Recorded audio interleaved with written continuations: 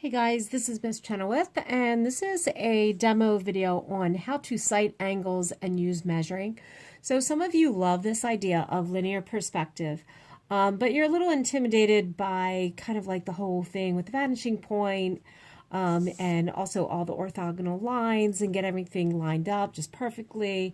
A lot of times you'll want to use a ruler or some kind of straight edge.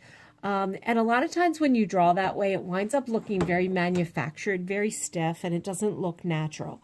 So I'm going to share with you this idea of citing angles. All right, so the first thing, so this is the picture I'm going to work with. It's got a great one-point perspective. So all of these lines kind of lead towards a vanishing point, which happens to be somewhere in this circular space right next to this little person that's in the distance there. All right, so the first thing I'm going to do, I'm just going to kind of set up my workspace. I'm doing the little frame, got that drawn here to represent kind of this size and space.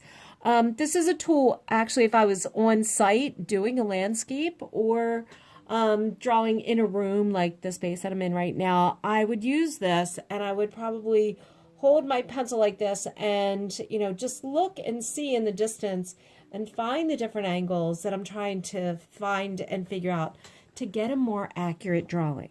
All right. So really the first thing I'm going to do, I'm going to pick something that's easy. I'm going to start with a basic line. So probably what I'll do is just figure on the basic verticals and horizontals and maybe just kind of there and start with that.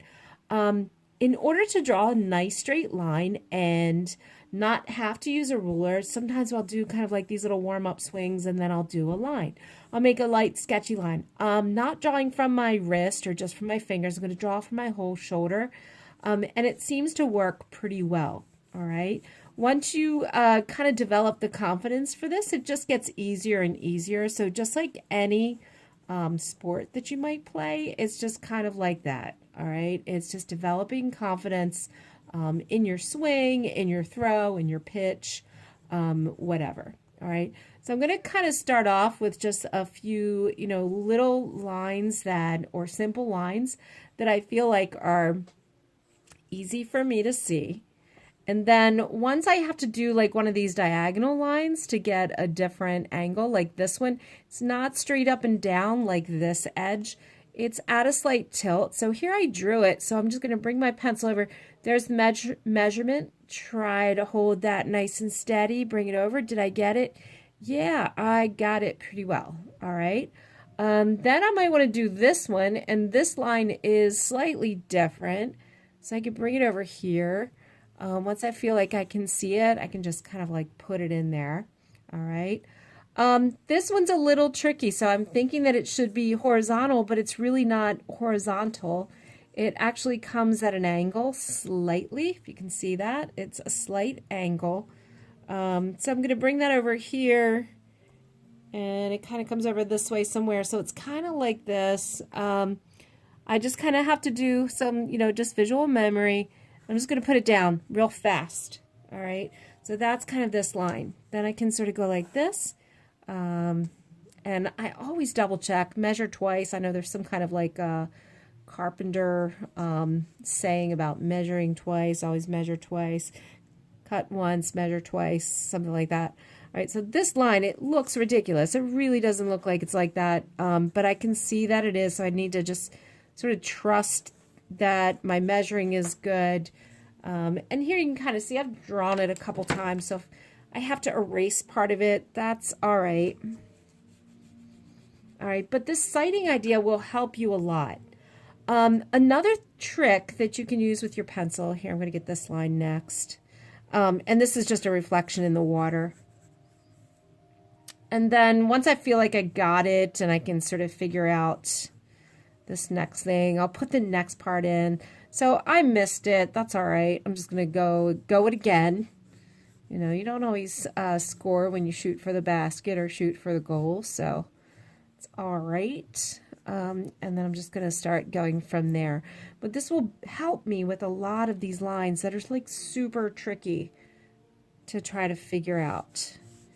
All right. And then I have all these orthogonals here, so I'm going to try some of them. And I can see already I've got a mistake in my drawing, but that's all right. I feel like, there's a wall here, which I kind of missed. So I'm going to have to just, change it, move it over, no big deal. And you can see I'm drawing like super light so that I can erase all this stuff. So when I do mess up, it's not a big deal to erase. All right, so clearly I've got this wrong. So I'm just going to go ahead and erase. Blah, blah, blah. All right, and that's probably too much. So I'm going to have to erase some of that out, but that's fine. Messing up is fine. It's all in learning and working through and just problem solving. All right, so now I've got another line here. It's just a little bit above here, so that's how I'm going to sort of sort that out. It is pretty much a straight horizontal. All right, and I think I'll measure this one. This one is sort of coming up here. I think I'm kind of blocking the camera on that one. And it's a line that sort of goes this direction. And the rest of these I could probably fudge in without now citing them. I could probably, and I'm also thinking, you know what? I don't have to draw all these lines. I'm just going to draw a few of them just to sort of get the idea. And if I need to recite, that's fine. But I just want to sort of get this idea that they're all sort of pointing this direction. And if something looks weird, I will change it. All right, so here's something else with linear perspective. You always want to make sure that your vertical lines are straight up and down. So many times this is where I'll see a drawing go like totally wrong with students that are trying to do 1-point perspective or 2-point perspective. So for example, here you've got this little, it's like a little hole that goes into the wall or something.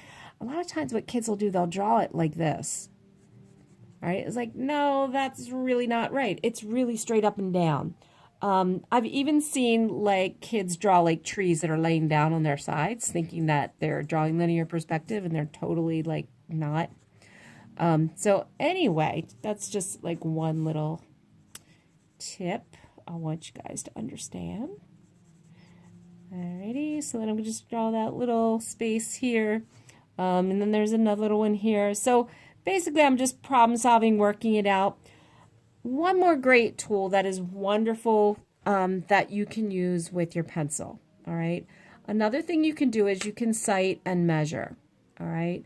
So if I want to measure, like right above this little alcove, how much space, I use my finger and this. So I can see here, all right, the top right there, right above there, is really up here. Okay, so I missed it. So I'm going to bring it up here, but it's okay because I have all of these little details here. I can kind of use that and fudge it in there like this. And then I really think I missed the mark a lot right there. All right, so really from here to here, it's way up here. So I think I really sort of goofed this up. I'm not hyperly concerned about it. And then I believe it's sort of like right here is where this other line goes and that detail. And then you can see I've got a lot more space up there.